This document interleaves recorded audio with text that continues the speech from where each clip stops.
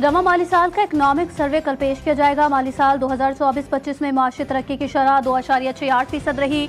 गुज़िश्ता माली साल माशी तरक्की की शरह 2.51%, जबकि ज़राई तरक्की की शरह 0.56, सनती तरक्की की शरह 4.7% रिकॉर्ड की गई।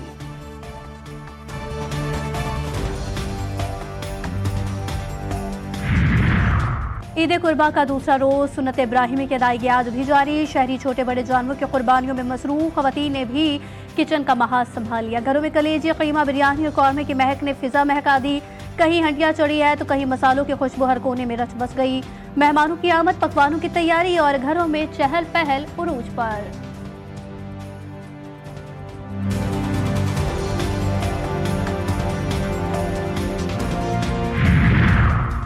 और सिंध में ईद पर इजाफी किराया लेने वाली बसों के खिलाफ कार्रवाई। इजाफी किरायों के मद में 1,04,14,000 रुपए मुसाफिरों को वापस दिलाए गए। सिंध भर में 883 बसों की चेकिंग, 11,56,000 रुपए जुर्माना आए। जबकि शर्जील मेमन ने कहा कि ट्रांसपोर्टर्स को आवाम की जेब पर डाका डालने की इजाजत नहीं दी जाएगी। हुकूमत मुसाफिरों के हुकूक की मुहाफिज है।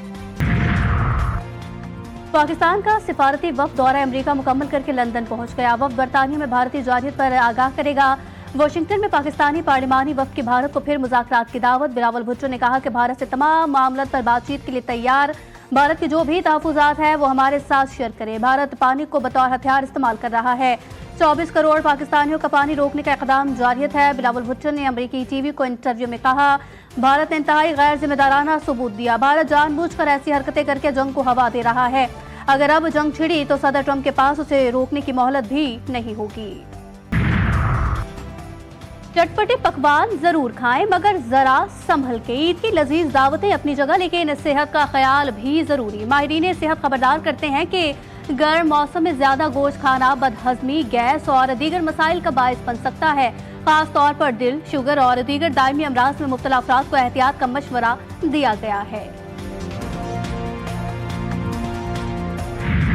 के हज की अदायगी का सिलसिला जारी। हजाज कराम आज तीनों शैतानों को कंकरियां मारकर मीना से रुखसत होंगे।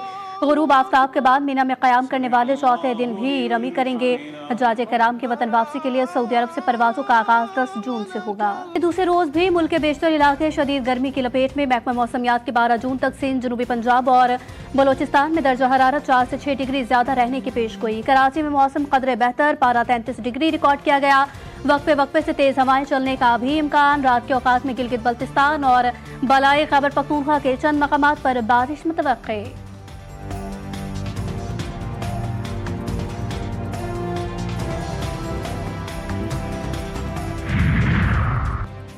वज़ीर-ए-आज़म शहबाज शरीफ का चारों सूबों के वुज़राए आला को टेलीफोन। मरियम नवाज, मुराद अली शाह, अल-यमीन गंडापुर, सरफराज बुगटी को ईद उल अज़हा की मुबारकबाद। पंजाब, सिंध, खैबर पख्तूनख्वा, बलोचिस्तान के वज़ीर आला ने वज़ीर-ए-आज़म का शुक्रिया अदा किया। वज़ीर आला के वज़ीर-ए-आज़म को ईद उल अज़हा की मुबारकबाद, नेक ख्वाहिशात का इजहार। वज़ीर-ए-आज़म शहबाज शरीफ का सदर मुमलिकत आसिफ अली ज़रदारी से टेलीफोनिक राबता, ईद की मुबारकबाद।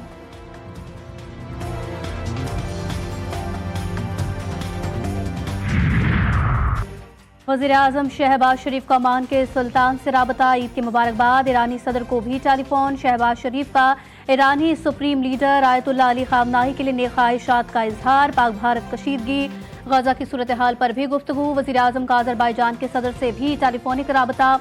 पाक भारत कशीदगी के दौरान पाकिस्तान की हिमायत पर शुक्रिया अदा किया। दोनों रहनुमाओं का दो तरफा ताउन मजीद मजबूत बनाने के मुश्तरका अज़म का यादा। अमीर कतर से फ़ोन पर बातचीत, जल्द मुलाकात पर इत्तफाक। मिस्र के सदर से राबते में सेहत, तिजारत और सरमायाकारी समेत मुख्तलिफ शोबों में ताउन बढ़ाने का अज़्म। शहबाज शरीफ का मलाइशियन हम मनसब अनवर इब्राहिम से भी टेलीफोनिक राबता।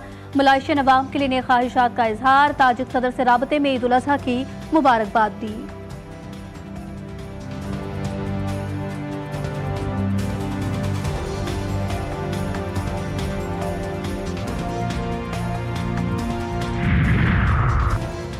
चीन का बड़ा कदम। भारत की ऑटो इंडस्ट्री पर कारी ज़र्ब। नायाब धातु की बरामद पर पाबंदी से भारतीय इलेक्ट्रिक और रिवायती गाड़ियों की पैदावार खतरे में पड़ गई। कारखाने बंद होने के खदशात, रोजगार मुतासिर और गाड़ियों की कीमतों में मुमकिन इजाफा। मोदी सरकार के मेक इन इंडिया दावे को लगा बड़ा झटका। सवालात उठने लगे, क्या सनती खुद कफालत सिर्फ एक नारा था? मोदी सरकार का कश्मीर में रियासती दहशतगर्दी का घिनौना खेल जारी। दी कारवान की रिपोर्ट के मुताबिक तालीम याफ्ता कश्मीरी नौजवान झूठे इल्जाम में गिरफ्तार, बरसों से बगैर सबूत कैद, रोजगार और शनाख्त छीन चुकी है। जाली इनकाउंटर्स, मावराए अदालत कत्ल और मजलूम खानदानों की रासानी पर आलम को तशवीश, मगर मोदी की मुजरिमाना खामोशी बरकरार।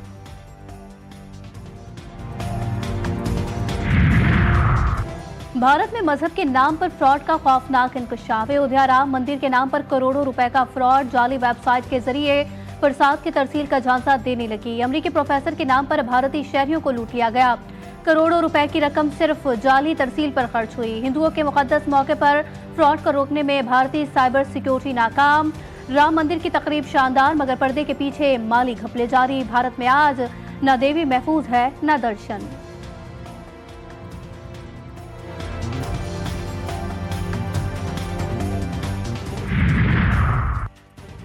हाफिजाबाद में खातून से इज्तिमाई ज्यादती केस में मुलव्विस तीसरा मुलजिम भी मुबैना पुलिस मुकाबले में हलाक। पुलिस के मुताबिक पंचफला के करीब गश्त के दौरान मुलजिम के साथियों ने पुलिस वैन पर फायरिंग की। मतलूब मुलजिम अपने ही साथियों की फायरिंग से हलाक हो गया। खातून से ज्यादती के 2 मुलजिमान भी पहले ही मुश्तबा पुलिस मुकाबलों में अपने ही साथियों की गोलियों से मारे जा चुके हैं।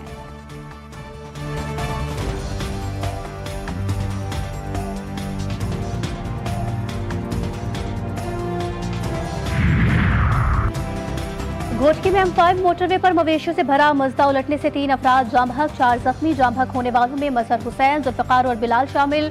रेस्क्यू हुकाम के मुताबिक जख्मियों को घोटकी से रहीम यार खान मुंतकिल कर दिया गया।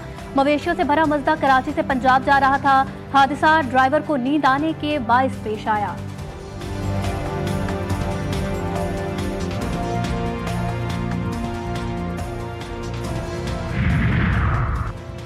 लिया की तहसील चौबारा में मुसाफिर बस उलटने से 2 अफराद जाम बहक, 25 जख्मी। लाशों और जख्मियों को THC अस्पताल एंड ट्रॉमा सेंटर फतेहपुर मुंतकिल किया गया। 6 जख्मियों की हालत तशवीशनाक है, जबकि रेस्क्यू जराये के मुताबिक हादसा बस ड्राइवर को नींद आने की वजह से पेश आया। बस लाहौर से करोड़ लालीसन जा रही थी। कराची में लांढी एक्सपोर्ट प्रोसेसिंग जोन की फैक्ट्री में आतिशबाजी की आग पर कई घंटे के बाद भी काबू नहीं पाया जा सका। दूसरी फैक्ट्री में भी आग की लपेट में, जबकि गत्ते समेत पुराने कपड़े की फैक्ट्री में आग लगी है। हवा तेज होने के बायस आग एक फैक्ट्री से दूसरी फैक्ट्री में लगी। फायर ब्रिगेड की मजीद 5 गाड़ियां ऑपरेशन में हिस्सा लेने पहुंच गई, लेकिन स्नारकल समेत 16 गाड़ियां आग पर काबू पाने में मसरूफ।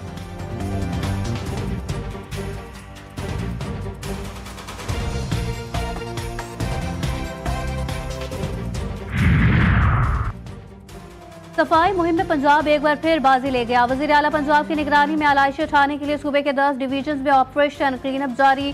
पहली बार पंजाब में एक कलेक्शन पॉइंट्स बना दिए गए। शहरियों में लाखों थैले भी तकसीम। आलाइशें उठाने के बाद सड़कों पर अर्का गुलाब का छिड़काव। वजीर आला पंजाब कहती हैं गली मोहल्ले चौक चौराहे साफ नजर आने चाहिए। कराची में भी कई इलाकों से आलाइशें उठा ली गई तो कहीं से शिकायत मौसूल। मेयर कराची बल्दी अजमत के मुलाजमीन पर बरहम, कहा काम आप लोग नहीं करते, बदनामी हमारी होती है।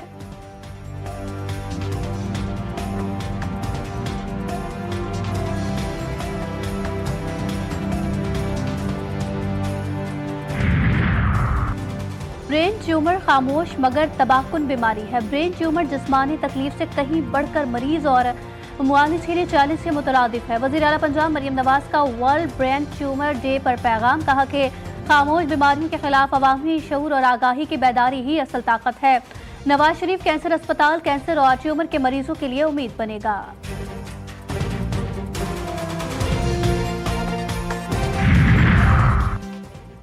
वज़ीर मुमलिकत बराए क्रिप्टो और ब्लॉकचेन बिलाल बिन साकिब की दुनिया के अमीर तरीन शख्स एलोन मस्क के वालिद से अहम मुलाकात। बिलाल बिन साकिब ने एलोन मस्क के वालिद से मुलाकात की तस्वीर समाजी राब्ते की साइट एक्स पर शेयर कर दी।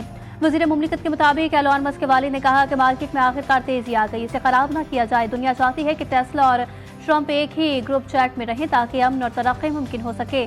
बिलाल बिन साकिब का इजहार ख्याल।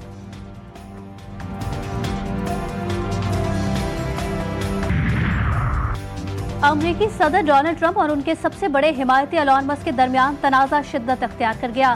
सदर ट्रंप ने हालिया इंटरव्यू में एलोन मस्क के साथ ताल्लुकात खत्म करने का ऐलान भी किया। अमेरिकी सदर ने एलोन मस्क को धमकी देते हुए कहा कि डेमोक्रेट्स को फंड्स दिए तो संगीन नताइज भुगतना होंगे। कहा कि उनके एलोन के साथ ताल्लुकात बहाल करने में कोई दिलचस्पी नहीं। एलोन मस्क के साथ ताल्लुकात खत्म हो गए। ट्रंप और एलोन मस्क की खतरनाक जंग से खिलाई सियासी और मुआशी महाज मुतासिर होंगे।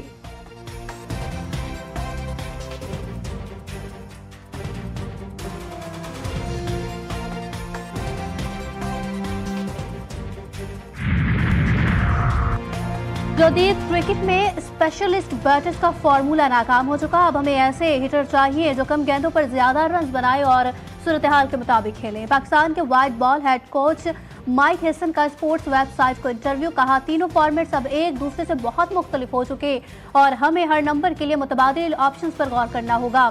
बांग्लादेश के खिलाफ वाइट बॉल खुश आए मगर अगले चैलेंजेस सख्त हैं।